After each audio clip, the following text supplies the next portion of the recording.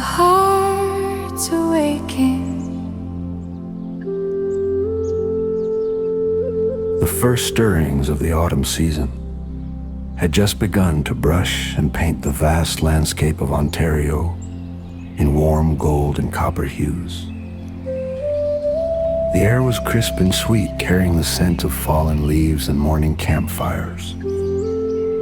Near the house, rows of corn hung from the rafters, their silvery white kernels glistening like little gems as the sunlight flickered onto their surface.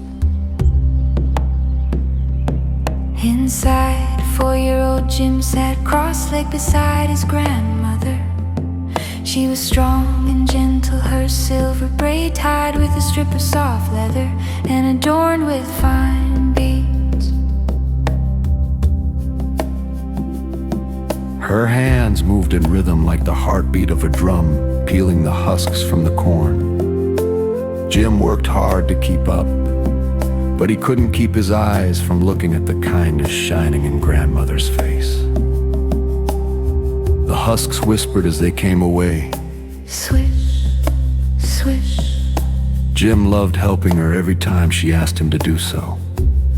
He loved the smell of the fresh corn that tickled his nose and the soft scent of sweet grass from the family's morning smudge.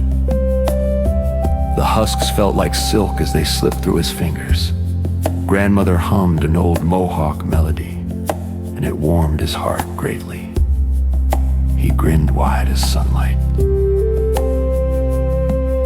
The corn they were preparing would then be hung to dry, and the ones hanging that were now dry would be used for making his favorite meal. Corn soup with fresh watercress and other herbs. Just as the last husk came free, Jim wiped his little hands on his deerskin vest and looked up, his eyes bright and glowing. Grandma, he said softly, I've finished all my chores and Before he could finish, she smiled as if she could see right into his heart. She leaned forward, kissed his forehead, and whispered, Yes, little one, go run, play in the fields, she said, smiling with a giggle. Before she could even finish the words, the door was already swinging behind him. Tap, tap.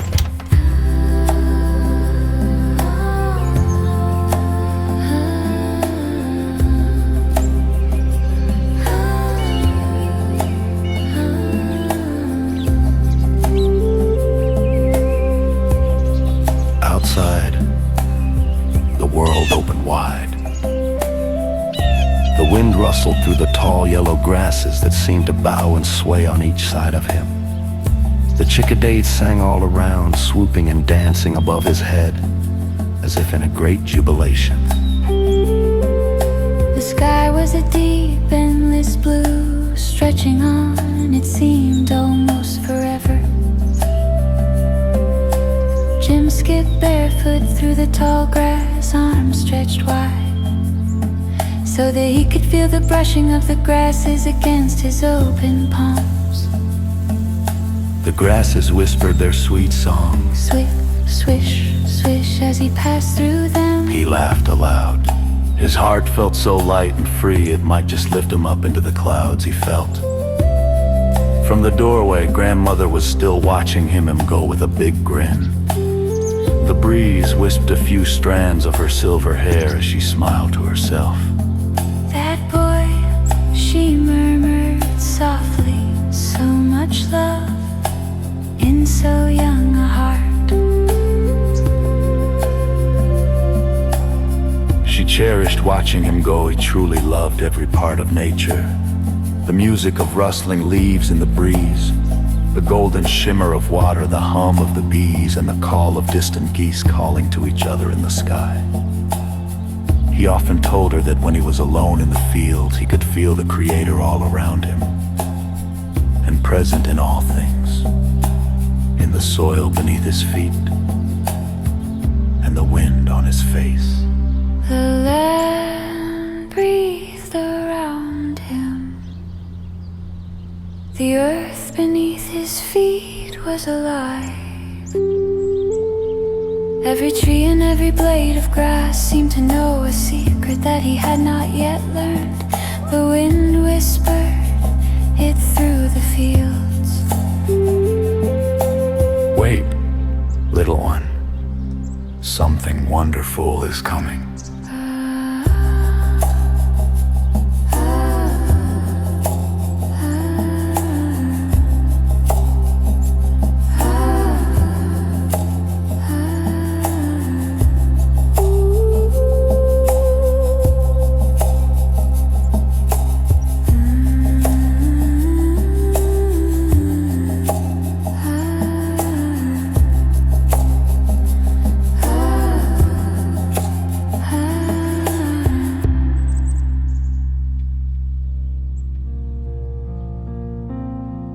Jim followed the familiar path through the waving grass until he reached his favorite place. The old fence at the edge of the field where the railroad tracks ran straight as twin silver arrows across the land. He climbed up the fence posts one by one, creak, creak, creak, until he balanced proudly on the top rail. From there the world felt enormous. The air smelled of wildflowers and distant pine. The birches shimmered white in the sunlight, and far above the geese flew steadily together, calling their farewell to summer. He closed his eyes for a moment and listened to the heart of the land. The rustle of the reeds, the chirp, chirp of a cricket, and the steady rhythm of his own breath. And faintly, another sound drifted through the air and stirred in his ears.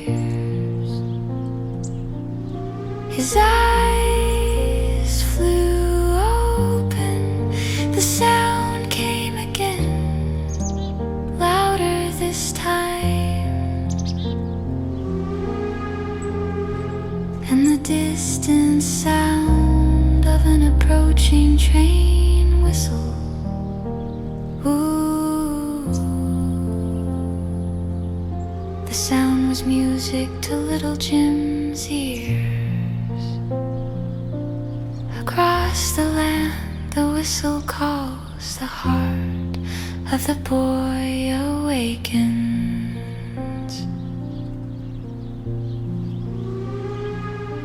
He loved watching the long, never-ending train cars go by him. A train! He whispered, his eyes wide open. Coming over the distant hill came a little puff of white smoke curling into the sky. The train appeared, and Jim's heart skipped with excitement. Sitting himself up as tall on the fence as his little body could so that he could see the train coming.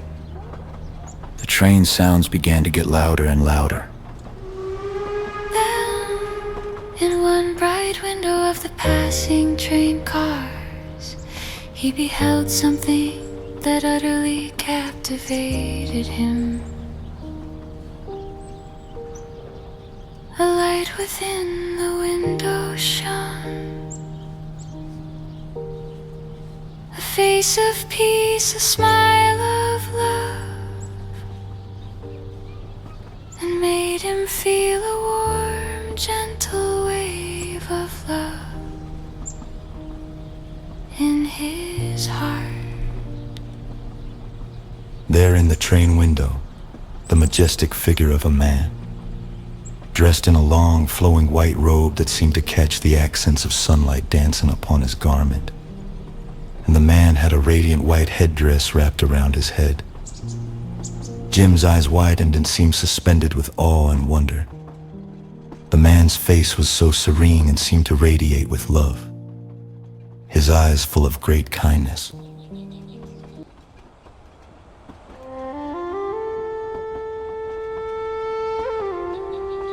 As the train passed right by, where Jim was sitting on the fence. The man turned and smiled so warmly Jim could almost feel its warmth in his heart. The man lifted his hand and waved. He waved, love flowing like the sun. Right at Jim. Jim gasped, his heart bursting with joy and curious wonder. He waved back as hard and as enthusiastically as he could, so hard that the fence trembled beneath him, creak.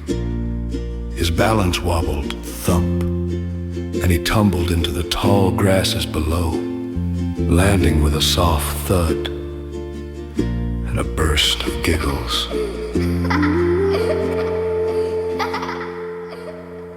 The grass seemed to envelop him like a green blanket. He lay there for a moment, wondering if he had just been daydreaming. He quickly sat up and looked, and he could still see the man in the window waving as the train began to make its way across the wide landscape. He raised his hand again, waving softly, as the train sounds began to fade. Watching the cloud of train smoke drift away. The quiet of the serene fields returned, but something remained. Jim could feel a warm glow in his heart that seemed to flow throughout him, a mysterious and comforting glow that filled him with an inner peace and happiness that he could not explain. Light within his heart remained. Back at the family home, his grandmother stood in the doorway once more.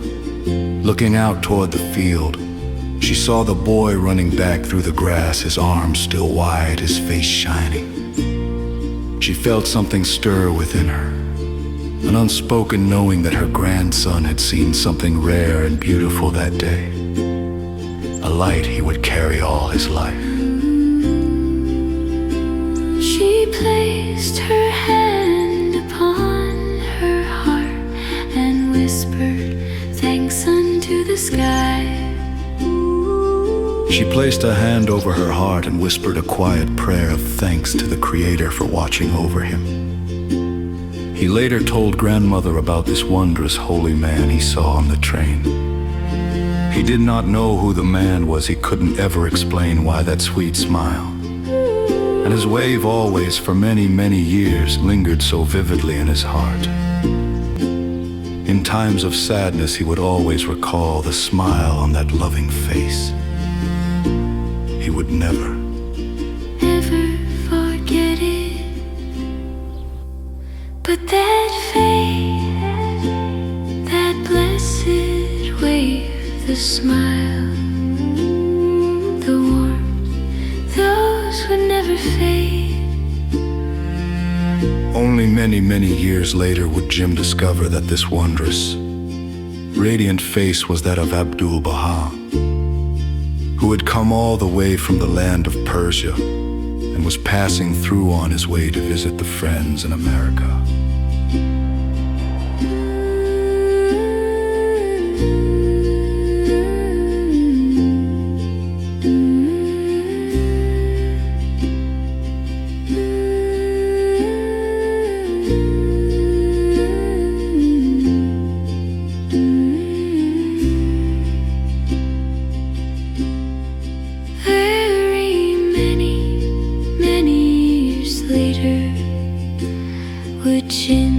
Discover that this wondrous radiant face was that of Abdu'l Bahá, who had come all the way from the land of Persia and was passing through on his way to visit the friends in America.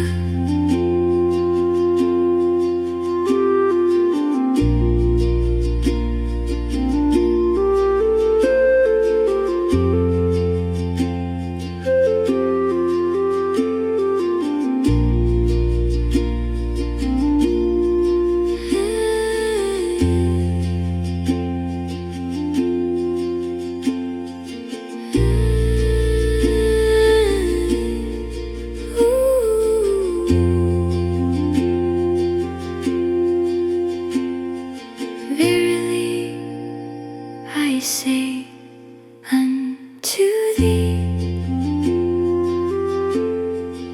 I am with you in heart and in spirit.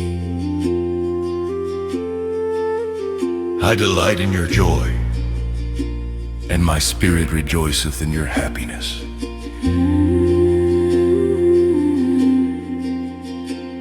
With mine inner ear, I hear your call, And with mine inner sense, I inhale the sweet savors of the garden.